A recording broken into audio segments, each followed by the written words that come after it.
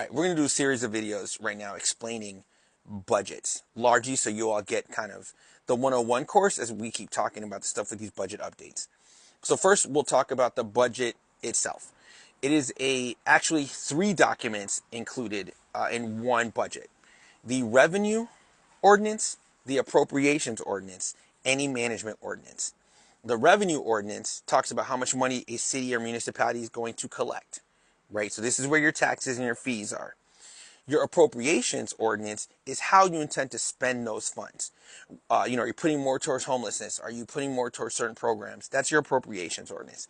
And then your management ordinance is your general rulemaking, right? So when I think about the management ordinance, it's what rules do you put in place for your budget process going forward, or for the city going forward, that lets people know that you're being responsible.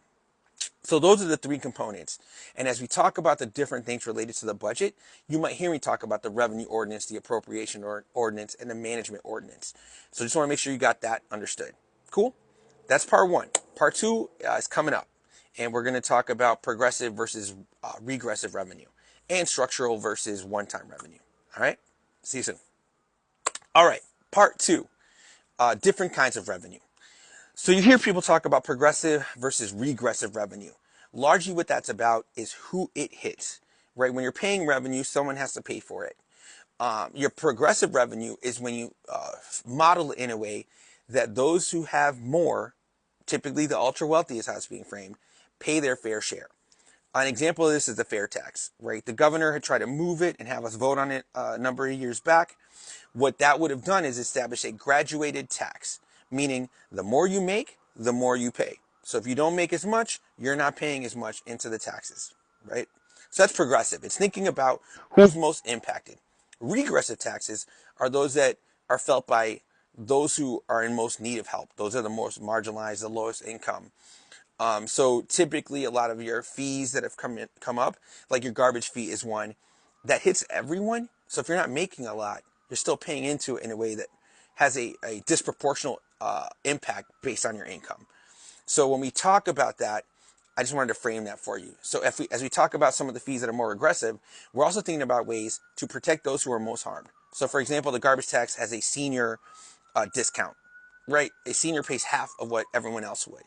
But we think about those things as we're trying to model what revenue can look like. All right. So as we're looking at all the different forms of revenue, I'm also thinking about that lens. One-time fees or one-time revenue are things like our ARPA funds, right? Those are the revenue grants that were provided by the federal government during COVID. They gave us enough funds to pay for programs and people up until 2026. So if we were to pull back some of those funds and programs, right? One example is a guaranteed basic income, right? Folks of low income getting checks, that's going to run out in 2026. If that were to be lessened or removed to fill in the gap because we have such a deficit, it would do so right now, but it would only do it one time. So when we think about revenue, we want structural revenue, because what we know is every year the deficits are going to continue to get bigger. So the revenue should keep on coming in order to pay for services that people need. All right. So that's your regressive versus progressive, your structural versus your one-time revenue. So just wanted to frame that for you all. Next, we'll talk efficiencies in part three. All right. Now, you guys learned what the budget ordinances are. You learned about what revenue is and a different way we look at it. Now let's talk efficiencies. So efficiencies come in a variety of ways. But ultimately what we're talking about is what you do to save funds. So when we talk about efficiencies, people mean cuts. And that could be cuts in headcount in people that do the jobs, or furloughs, which are having people work less days to save funds that way, or cuts to programs, right? Making sure that programs that we're funding maybe are scaled down a bit. And so that's part of the conversation that's happening with the colleagues in the city council as well. It's thinking about, is furlough something that we're going to ask of folks who are the frontline workers on the ground doing your work, your streets and sand, your CPD, your fire department, right? Your tree trimmers, all the folks that do all the services that we do to maintain a city, asking those folks to work less. And the concern there that many of us have is if you do that, it means a drop in services. So you get less services where you're still being asked to pay more taxes. That's concerning. The other thing is layoffs. That's when you're actively telling people and getting rid of folks that have been working for the city and continue to work for the city. Both of those things for me are concerning. Layoffs clearly is something I don't support. I think the workers on the ground, typically union workers, but the workers on the ground doing the frontline service aren't the ones that should bear the brunt because they're trying to figure out how to solve this budget. But you can look at programs and efficiencies, right? So something that I've been calling for some time now are independent audits of the departments to make sure they're efficient and effective.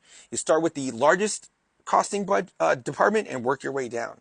And the largest one is the Chicago Police Department. Now, those funds are largely headcount and overtime. The amount of overtime we pay in police misconduct settlements balloon. And so what I believe is we need to look and see what we're asking officers to do, because we place so much responsibility on them that they're getting burned out and they're doing things that I don't think should be their responsibility. I think their core function should be investigations, apprehension, and emergency response when appropriate. They do those things, but they also do somebody's parking in a permit parking zone, or there's homeless folks or substance use disorder, people who have substance use disorder. We call police for that when I think in reality other departments should handle that so officers can focus on their core function. But when I look at the management ordinance, part of what I want to do is start the independent studies and audits of all departments to figure out where we can find efficiencies so we can be better going forward. All right.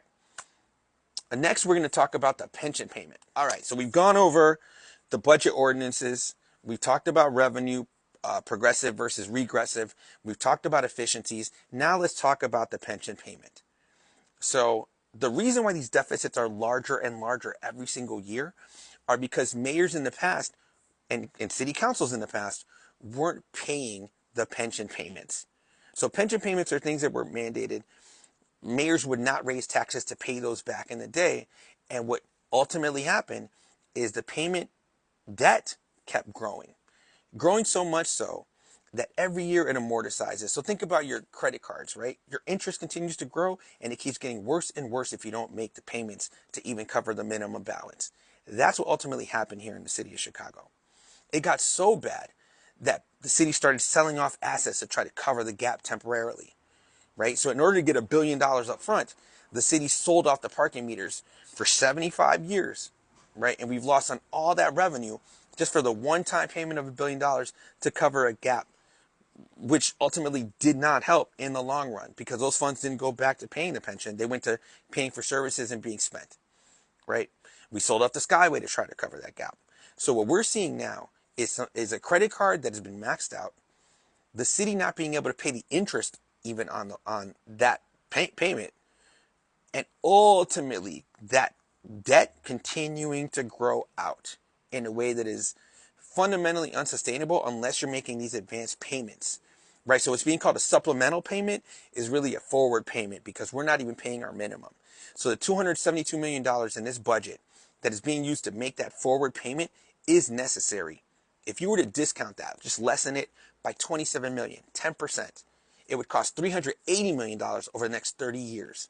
So what we are doing here is making sure the responsible parts of the budget are in there so things don't get worse. Our deficits are going to get bigger year over year. We want to make sure we make the forward pension payments and have the structural revenue, and sometimes that does involve property tax, to make sure we are paying that, because if not, it's going to get worse. So that's just a little background to let you all know. Feel free, if you have any questions, to put them anywhere. You can post them up here, and I'm happy to answer them in future videos. But that's kind of like our 101 series here, so you all kind of understand as I'm providing all the updates. Hope you're doing okay. Stay safe. Talk to you soon.